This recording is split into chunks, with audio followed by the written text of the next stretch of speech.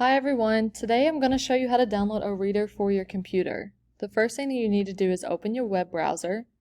I'm using Google Chrome, so I'm going to click here. Once the new tab has came up, you need to search Google Chrome Store and then click on Extensions.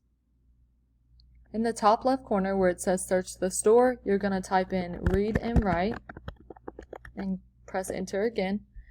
The extension we're downloading is this purple one right here, Read and Write for Google Chrome. So you're going to click Add to Chrome and Add Extension. My extensions are set up to where they automatically appear in the top right corner. If yours are not, you just click on this puzzle piece and they're right here. I highly recommend pressing the thumbtack because it will pin it to your taskbar, and every time that you open up your web browser it will appear.